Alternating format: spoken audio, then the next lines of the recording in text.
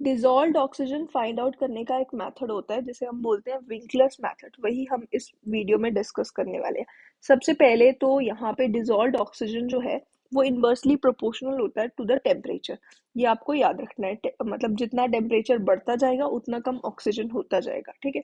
मतलब टेम्परेचर जब hotter side पे जा रहा है उतना ही ये जो डिजॉल्व्ड ऑक्सीजन है उतना ही डिक्रीज होता जा रहा है, ठीक है। और फिशेस के सर्वाइवल के लिए 4 ppm डिजॉल्व्ड ऑक्सीजन चाहिए होता है, ठीक है। और यहाँ पे अब हम जो विंकलर्स मेथड है उसको समझते हैं। सबसे पहले हमें एक टाइट्रेंट की जरूरत होगी। n/40 ये नॉर्मेलिटी है, n/40 जो नॉर्मेलिटी का Na2S2O3 ये टाइट्रेंट हमें चाहिए होगा। रिएजेंट्स यहाँ पे एल्कलाई आयोडाइड अजाइड और मैग्नस सल्फेट, ये दोनों रिएजेंट्स चाहिए होंगे। इंडिकेटर यहाँ पे स्टार्च होगा, ठीक है।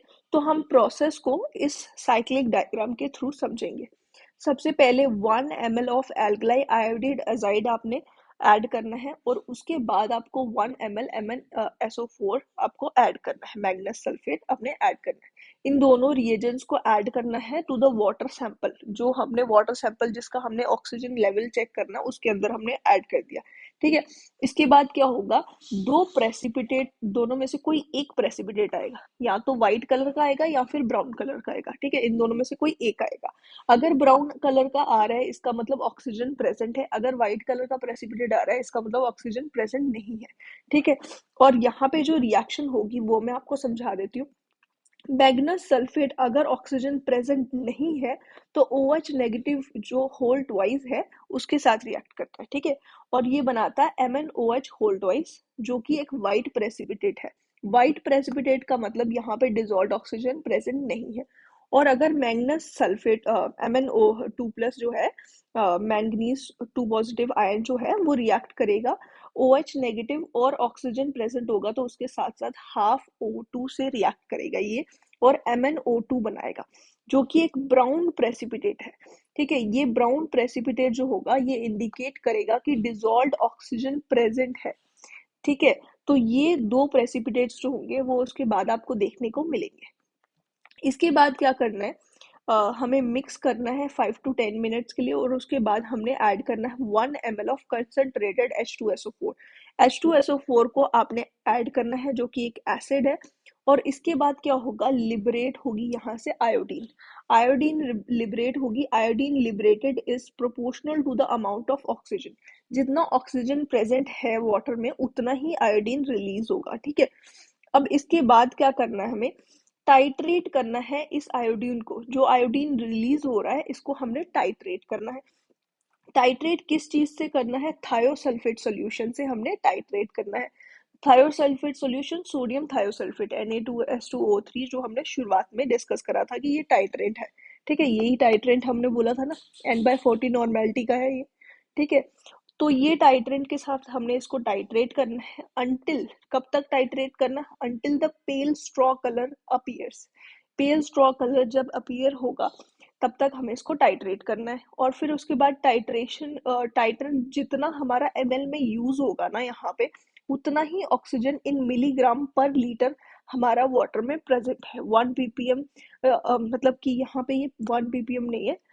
अगर 1 ml टाइट्रेंट यूज होगा तो 1 ppm हमारा जो ये है ऑक्सीजन है वो प्रेजेंट है वाटर में, ठीक है। तो यहाँ पे ये 1 ppm नहीं होगा, इन ppm ऑक्सीजन प्रेजेंट, ठीक है। फिर उसके बाद हमें क्या करना है, टाइट्रेंट ऐड करने के बाद हमने इंडिकेटर यूज करना है स्टार्च। स्टार्च को इंडिकेटर को ऐड करने के बाद सॉल्यूशन ब्लू कलर का हो जाएगा, ठीक है। उसके बाद हमने ब्लू कलर का सॉल्यूशन होगा, फिर से हमने कंटिन्यू करनी है टाइट्रेशन। टाइट्रेशन को कंटिन्यू करना है जब तक कलरलेस नहीं हो जाता हमारा सॉल्यूशन। जब वो कलरलेस होगा इसका मतलब हमारी प्रोसेस का एंड पॉइंट आ चुका है, ठीक है। ये एंड पॉइंट कलरलेस से इंडिकेट होगा, ठीक है।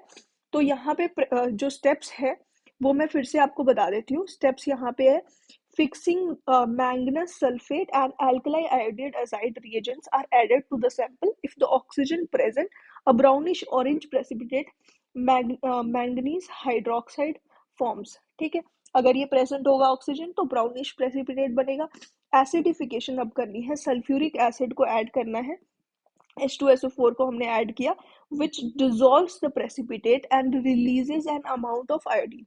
ये जो precipitate बना था अब इसको ये dissolve कर देगा H2SO4 और फिर उसके बाद iodine को release करेगा, जो कि जितना release होगा will be proportional to the original oxygen content concentration. जितना oxygen concentration होगी उसके proportional ही iodine release होगा.